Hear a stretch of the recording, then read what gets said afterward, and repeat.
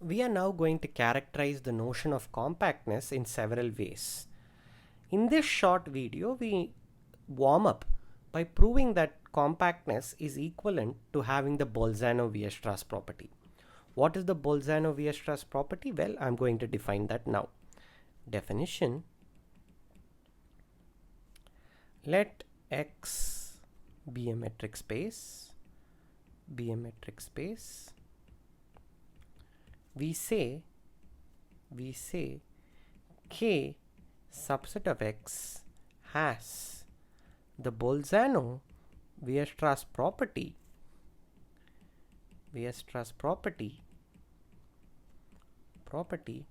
if any infinite subset A of K has a limit point in K. So this set K in the metric space X is said to have the Bolzano Weierstrass property if whatever infinite subset of K you choose, it will definitely have a limit point in K. Notice that you need to consider only infinite subsets in this. Furthermore, it only says that there is at least one limit point which is in K. It does not tell you that every limit point of A is actually going to be in K or any such thing. No such assumption is made. Just one limit point has to be there in K. Now, one more comment, as you could have guessed from the definition, any finite set is automatically going to have the Bolzano Weierstrass property. I urge you to think of more examples in the setting of the real numbers and in Rn, which are the most important metric spaces for our purposes. Anyway, what I'm going to prove now is the fact that compactness and having the Bolzano Weierstrass property are equivalent. Let X be a metric space, then the set K subset of X is compact if and only if it has the Bolzano Weierstrass property. So what this says is checking whether a set is compact. So again, I keep forgetting the adjective. This is sequentially compact. Okay, they're all the same. I'm not just being lazy and forgetting. It's just that subconsciously I've already identified all the various notions for metric spaces. You will also be in this position a couple of videos down the line. Till then, we have to be a bit careful and write sequential compact.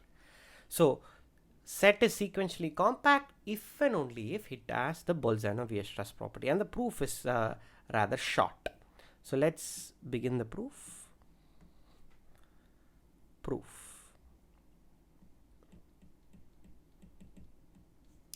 Now what I'm going to do is I'm first going to show that any sequentially compact set must necessarily have the Bolzano Weierstrass property. So suppose K subset of X is sequentially compact, and let A subset of K be an infinite set.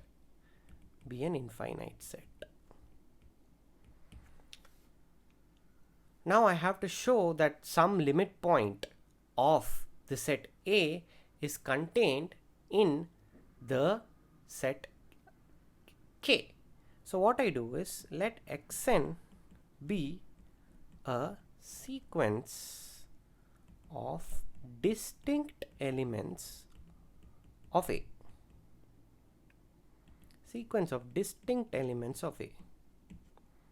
Okay.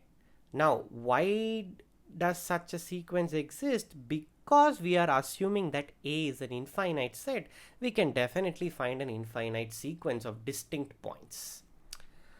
By sequential compactness,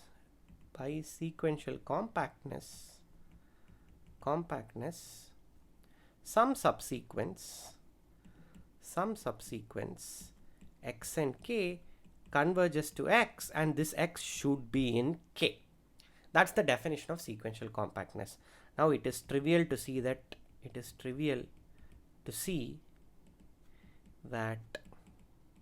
x is a limit point of A. Okay, so this part is rather just apply the definition of sequential compactness and you get what you want almost immediately. Now on the other hand,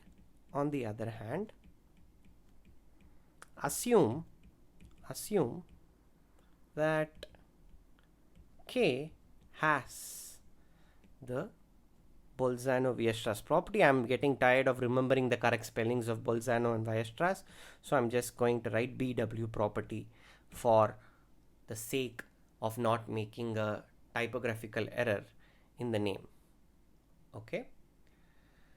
Now let xn in K be a sequence.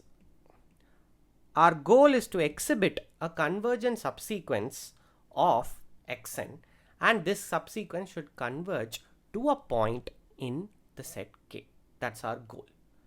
Now there are only two possibilities. There are only two possibilities.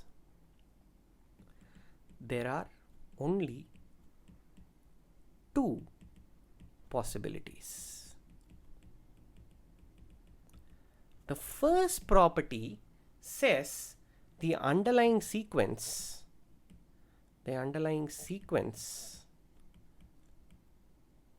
comprises only finitely many elements.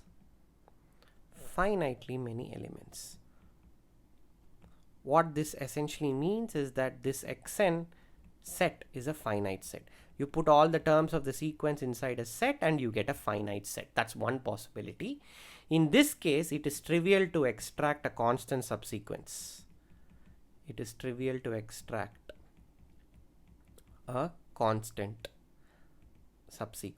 So if finitely many terms just keep repeating, at least one term should keep repeating infinitely many times, and that will give you this constant subsequence, which is obviously converging to a point in K. So that's one possibility. The second possibility is this set xn is an infinite set.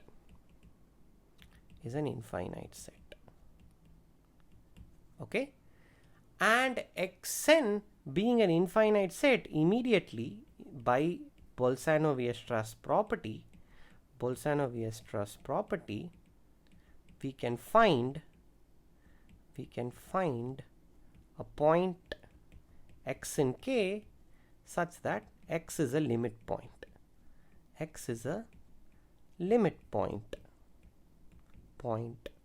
Of this set xn. Note, this is a limit point of the set xn, not, I repeat, this is not a limit of the sequence xn or any such thing. Okay. Now from this, it's rather easy to extract a subsequence. I'm going to leave that to you as a straightforward exercise, but let me just give you a hint.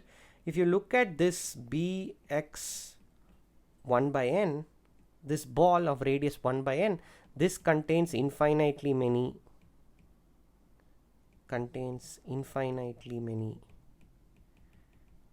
terms. So let me not use k, let me not use n, let me use k instead.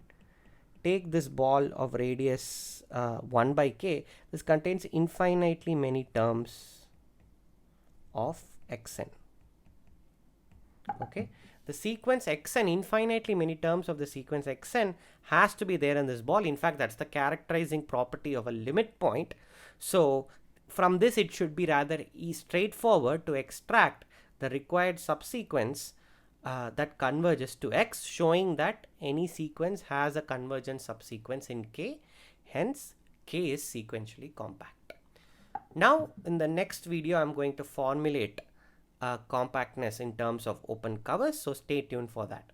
This is a course on real analysis and you have just watched the video on the Bolzano Weierstrass property.